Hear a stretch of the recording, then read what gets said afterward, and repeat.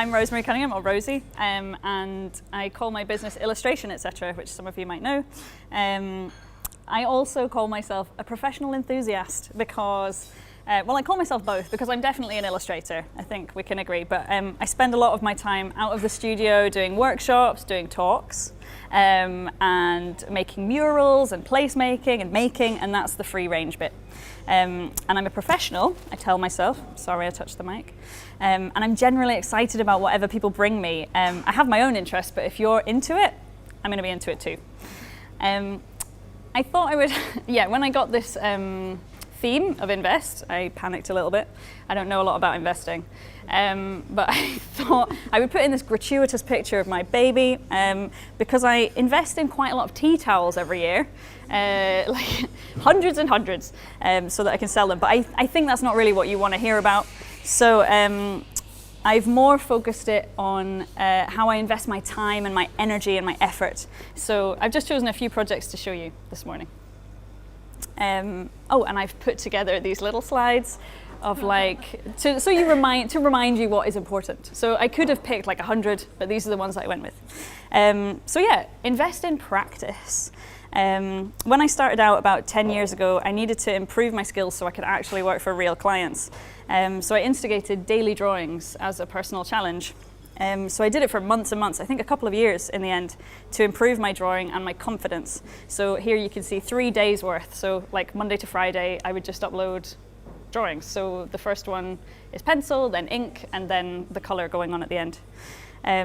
Every weekday morning, I'd create this new drawing and I would post it on social media. So real people could see it every day and let me know their thoughts. I guess like free market research. Drawing every day is not a given for an illustrator or for me. So this regular dabbling let me try out ideas for potential projects and explore what I was interested in. And it led to projects like the Glasgow alphabet. So in 2012, I decided to take my inspiration from the alphabet and from the city I live in.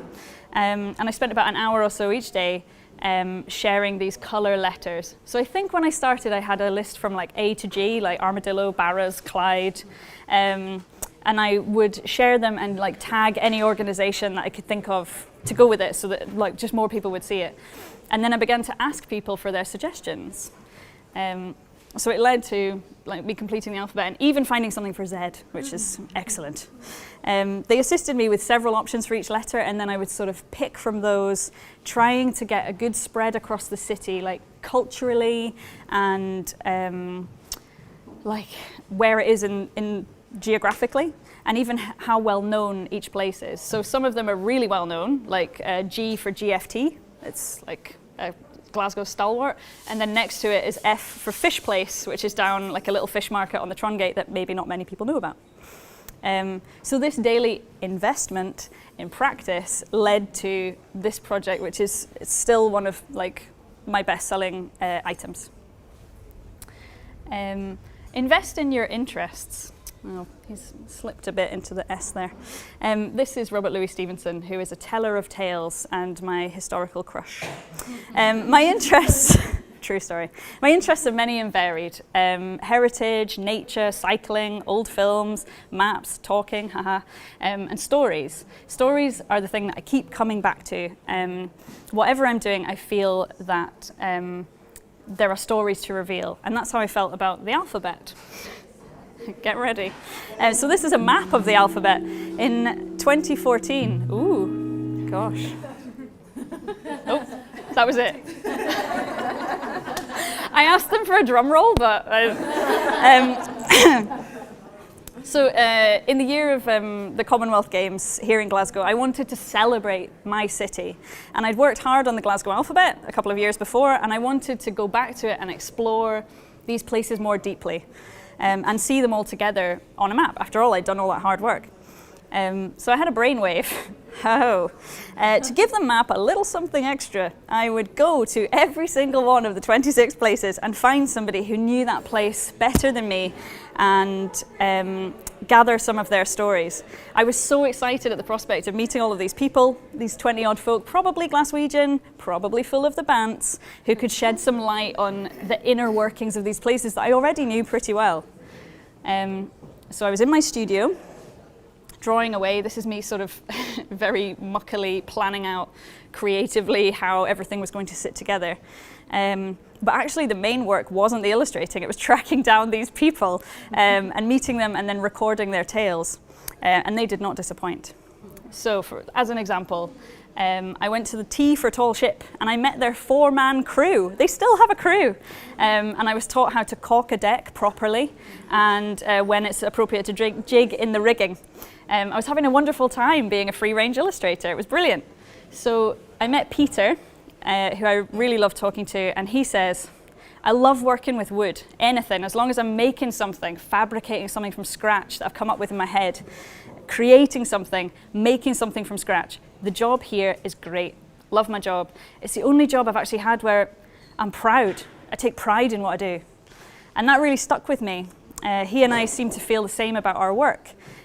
Putting our ideas into practice and making something from the ground up and looking for that job satisfaction.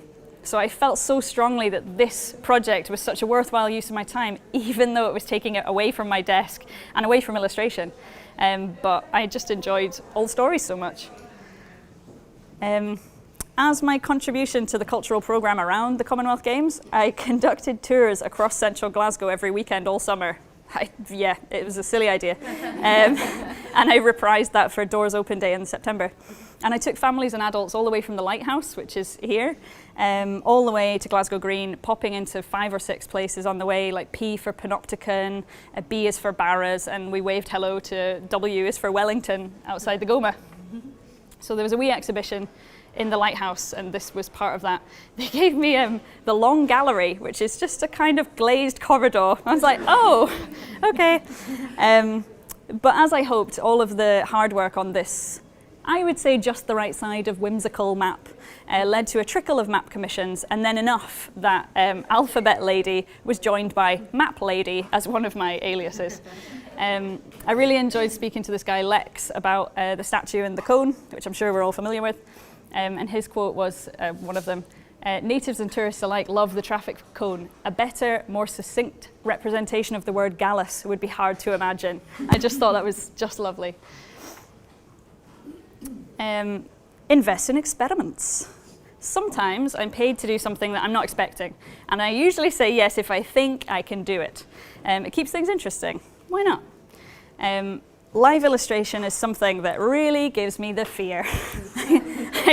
I enjoy it, I guess, after I finish, but the thought of it keeps me up at night. But I usually say yes to it because then I can challenge myself and I get paid to experiment. This is from a day in Helensburgh a couple of years ago with Ice Cream Architecture. We were gathering opinions from locals about how the town can be improved. And they asked me to live illustrate those ideas. The full design, it's not a great picture, sorry, is these 4 huge A1 panels that I was just left to plan and construct, knowing that they'd form the basis of a series of meetings with stakeholders later. So a little bit of pressure.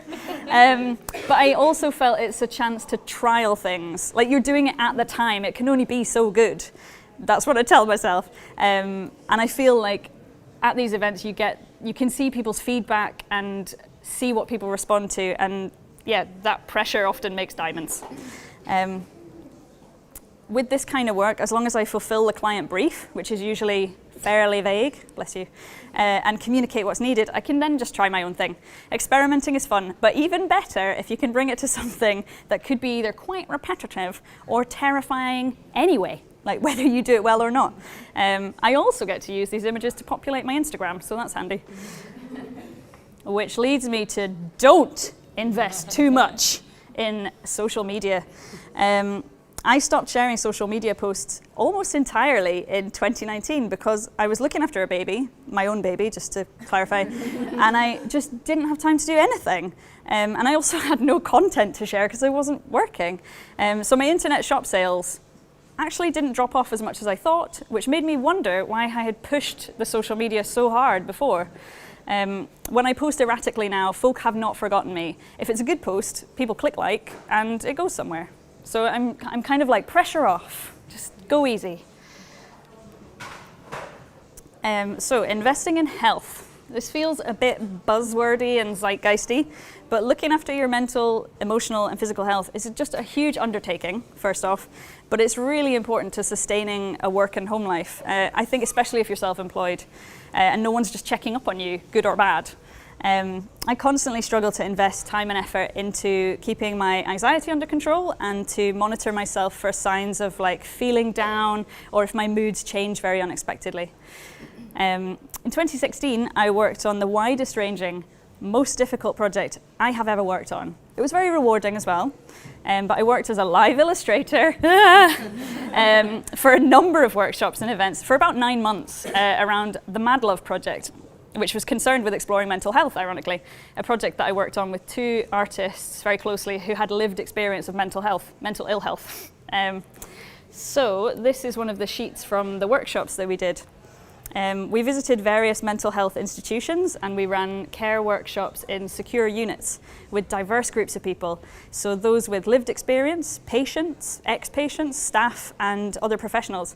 And in any given workshop, this one was a workshop that is exploring the sense of touch. And the question we asked people was what things that you can touch would support your mental health. So you can see hand cream, comfy clothes, old wood, Play-Doh, a pint glass. These are all very recognizable themes. So in any given workshop, I would very quickly and simply draw the ideas as they happened using colored markers. And because there was often quite a flurry of ideas, they're very rough, cartoon-like representations. They're not very good. But then we took these ideas and objects that came up, and I redrew some of the more popular and interesting concepts in this black ink in a fairly realistic portrayal of the items described. So these illustrations formed part of an exhibition at the Wellcome Collection in London in 2016. So this is the sensory palette, as you can see, so the 5 senses in the center. And surrounding them are all of these supportive elements. So you can see coffee and bird song and stinky cheese and dogs, like the sea and books. Invariably, the same things that support an acute sufferer of mental ill health are the same things that support any person, whether they're well or not. And I loved that discovery. Nobody said meds, no one said therapy. So this is part of why I really enjoy my job, getting to just do so many diverse things.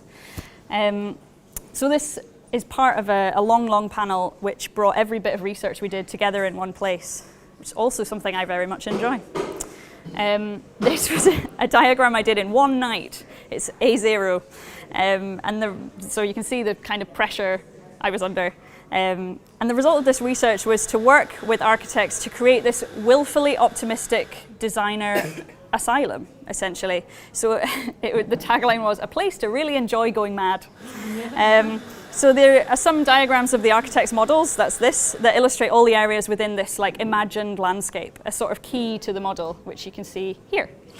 In the same way that the maps that I do don't need to accurately depict scale, the Mad Love Asylum is a depiction of an idea or a place, regardless of whether it actually can exist. You can see in the background this near 7 meter long panel that I drew detailing the workshop process in I think there was about 150 illustrations. Additionally, it was a big project. There were 6 of these day in the life storyboards, and I've put this in because we asked so many different people to chart their ideal day in this imagined asylum. So this person, Westman, not real name, chose to embrace his imagination, and he really went for it. And this day is my favorite day because he gets up, goes in the jacuzzi, has eggs Benedict, then he goes and looks at some fish, he has steak, followed by death by chocolate. What a guy. Goes for a cycle, has a nap, pets some kittens, and feeds a polar bear. Boom. And I was just like, sounds like a ruddy brilliant day. But ironically, I should have invested a bit more in the very thing that I was drawing. I almost burned out on this project completely, just because of all the travel, being in high stress situations in these secure units, and but mostly the sheer size of just the volume of illustration was massive, coupled with the anxiety of impressing these high profile clients, and it just took its toll. So after this point a few years ago, I'm much more careful about how I approach my work. All-nighters are a thing of the distant past, and I'm trying to see my health and happiness as it's definitely more important than any illustration. It really is. That's the big take home today, guys. Look after yourselves. Invest in local. I do a lot of projects close to home, like Glasgow, of course, and Edinburgh. I did an alphabet there too. But I also looked back to my hometown, Carlisle. Don't tell anyone, I'm English. Ooh. So still using the daily drawings as a starting point, I'd returned to the stories that my mum and dad used to tell about Carlisle. It's steeped in history, but also harbours an impressive array of interesting facts, I think. And as a love letter to my hometown, I decided to create a series of illustrated facts about Carlisle. So this is a lovely one. A vicar cycling 301 miles in 24 hours from Carlisle to London. Pretty cool.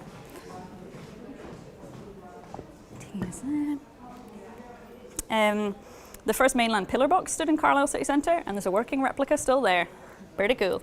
The best part about this project was that people from all over got in touch, telling me the facts that they knew, and some of them I'd heard before, and some of them I really hadn't. So as long as I could find some kind of proof that they were true, that they were a fact, then that was good enough for me. So from the off, you can see I coloured them just with this very bold red, which is a reflection of the red sandstone buildings in the city. And I ended up with 25 amazing facts. I could have done 50, but I thought 25, these are definitely true. So I ended up producing a book with the final 25 designs in, and I managed to find a local printer in Carlisle to produce it. It seems silly to print elsewhere, and perhaps a tiny way of giving back to the community. Everything I make is produced in the UK, not because British is best necessarily, but so I can feel reassured that folk are being paid properly and that the standards of the product and people's working practices are upheld. With the book, I could also say that like the humble custard cream, it is made in Carlisle. But you may be surprised to learn that there's a lot more biscuits sold than my books. It's very, very weird. About 6.5 million more per week, I would say. So following the success of these original designs, plus the popularity of the book, and there was a tea towel as well in local shops, I was commissioned by Cumbria County Council to paint a mural in Carlisle city centre. So this is the very beginning of a very large mural, and you can see a little foot and a shield. That's what that is. And that's the little foot and the edge of the shield. So in the end, it was several different panels. This is just a small part of a 250-metre square mural, and it was designed to reinvigorate a tired urban area in Carlisle. So the mural covered lots of elements of the area's past and present, and the designs were based on the facts that I'd done. So there was also other elements, like the Roman wall is just near Carlisle, so you can see the facts running along the top. And then this is Hadrian overlooking his wall. And you can see the wyverns and shield at the end. What else have we got? And this is the entrance to this very sad underpass that I got given. So this is the Lion of England and the Unicorn of Scotland coming together on the border city. So it took us 21 days, me and a team of volunteers. And on the first day, as you saw earlier, no paint even went on the walls. It was just gridding, and it was the coldest May I can ever remember. It was horrible. So this is the underpass itself, and all the facts running through there. You can see some custard creams on the right. So yeah, doing a project about a local, not very large city to please myself and sort of have fun. I knew when I was doing it that there wouldn't be a giant market for it, because how many people visit Carlisle in a year? But it really led to me being able to invest in some civic pride and to really feel part of Carlisle again, which I'd left to go to uni. Working with locals and old school pals was just an extra treat. So it was just such a nice project to work on. Invest in doing things properly. One of my favourite ever projects that I did was the most free range I have ever felt. Partly because I was posted up to Shetland for work, hooray! But also because I had so much control over so many elements of the project. I had to do it all properly because I was the one in charge. The buck stopped with me. So the Scottish Book Trust commissioned me to build a permanent artwork for the library up in Shetland. And my artwork is entitled The High Standards of Shetland Library. Standards? Flags? Yeah. Okay.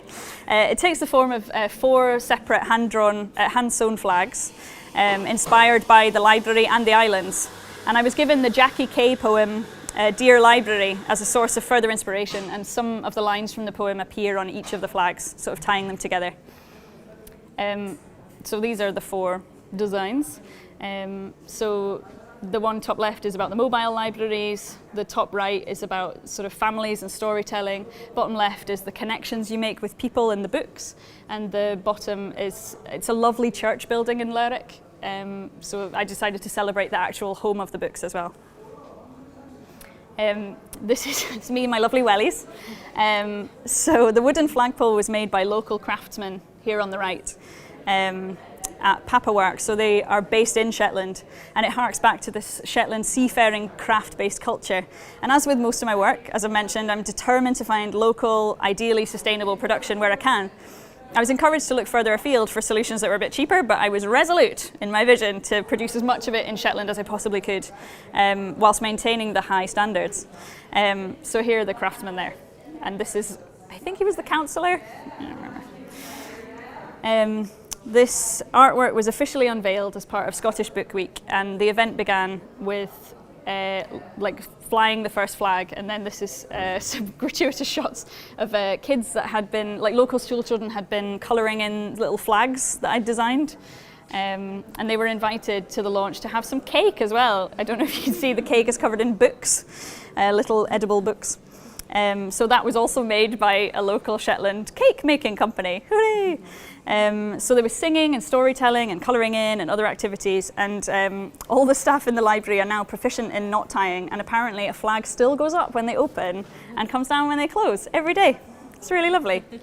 And in the theme of doing things properly, I was like, you guys, you need to keep up that, they have a rivalry with Orkney Library. I don't know if you know this. And they have a tote bag, so I was like, guys, I can help you out. Their tote bag sucks. So they're very proud of the official merch that I did for an extra bit of fun. The design is the Shetland coat of arms, which actually pleasingly does have a Shetland pony on it already, and a unicorn. So the Shetland pony is reading a book, and the unicorn is listening to an audiobook. I'm nothing if not thorough. I'll say that. Invest in expression. A couple of years back, I added a blog to my website, not so I could actually write news about illustration and my latest projects, but so I could express some more personal reflections that I wasn't really finding the space to do. Some are about my work, but more often they're about other elements of my life or events. And one post was read and shared more than the rest in 2018. It was written at 4 a.m. on the night that the art school burned down for the second time. And I live just 2 minutes from it, so it's affected me. And I went there, as you mentioned. So it's a building that's very dear to me. So in moments that affect me deeply, I don't turn to illustration, but to words and storytelling. So here's a little excerpt of that blog post. Maybe it's the Reed building, I asked myself, vain hope. The new art school glass building couldn't create such glorious, sparkling ash puffing above us in plumes of amber smoke. Only wood can do that. I felt weak. I still had some small ember of hope in me that in those short minutes, but the familiar pockets of people standing at street corners, their faces illuminated by the burning timber of the Macintosh building, brought back stark memories of 4 years ago. We are living just moments from the largest fire I have ever seen. And I've seen big fires. After all, I've been here before. Writing for its own sake isn't part of my current job, but it could be. If I can find a way to make it work and ideally be paid for it, that would be brilliant. So watch this space. Until then, I can add this to my work for enjoyment repertoire. We're nearly at the end, guys. It's okay. Invest in love. Working on a project you really believe in is a joy. It's still challenging and it still has those annoying deadlines, but you love it despite all of those trappings. Before going on maternity leave, I had one last project in me. I took part in the 100 Days project, which asked artists to choose a theme and create 100 images on that theme. 100! You might recognise La Passionaria from the banks of the Clyde, a statue, or the Bronte sisters. In order to learn more and to celebrate the role of women in our current world, I chose the theme 100 Days of Herstory. I kept the theme as open as I could, trying to be intersectional and diverse. But as ever with me, it was as much research and writing as it was drawing. And I again asked folk online to get in touch with their suggestions, and I learned mountains of information. Sometimes in my research it felt right to include some words or a quote as part of the image, as here with Maya Angelou. I embraced the propelling pencil as my medium, because I never had, sticking to these very crisp, clear lines, but not keeping to one particular style. And as you can see from this drawing of Margaret MacDonald, I also sometimes attempted to bring some of their flair and style into the portraits. The images are all made square to fit the needs of the project, which was Instagram based, so it felt right to continue to present all 100 as a big square. It was a real labour of love, and it took way more time than I expected, a long time, but I felt so connected to the theme, and I discovered these amazing people and organisations, and I learned such a lot. And of course I felt like I missed 100 more icons of herstory, but I think 100 is my current limit. Which leads me to invest in love, but not too much. My personality is so tied up with my work that in the past I felt if folk don't like my work, they don't like me. I've definitely taken work rejection very, very personally in the past, and I'm trying to do that less. I'm trying to put some more work into being kind to myself rather than constantly being my own harshest critic. This actually is a rejected piece that I did for a client that I was really happy with, but it's never been used. Invest in time to not do things. In 2018, I was feeling pretty worn out. Maps, buildings, workshops, murals, when it's good, but I was hitting a rut of doing very similar projects back to back and reusing a lot of illustrations over and over. My job was just losing its buzz. And once I fell pregnant, the realization dawned that I would be taking a few months off, if not longer, and who knows, maybe I would just never come back.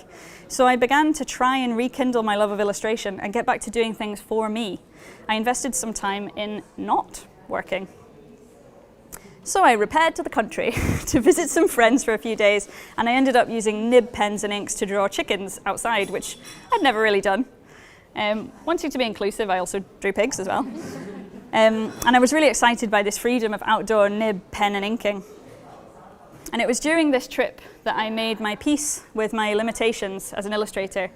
I've always wished to be better, more competent, more successful as other illustrators that I perceive as my peers. But rather than being them, I came to realize that I'm my own thing, and illustrator is just one of my jobs. No wonder I'm not the best. I don't want to put all my eggs in one basket. I enjoyed distilling these chickens down to pleasing shapes and finding their cheeky characters, and it was enjoyable, and that's what I'd slightly lost along the way. So once the baby was born, I did nothing. I mean, apart from looking after the baby, but I did no drawing, nothing. I invested everything in my new family. So until the past few months when I've managed to snatch a few minutes here or there. And at the moment I've returned to my desk for really just a few hours per week, hoping to get back to a couple of days sometime soon. So I'm just mucking about with pencil, and that's where I'm staying just now. So I'm not doing a lot. It feels a bit like I'm learning to walk again, but that I'm doing it differently this time around. I have all these projects behind me to build on, but I'm moving in a slightly different direction, or I hope I am. These are just from the other week, just very, very quick.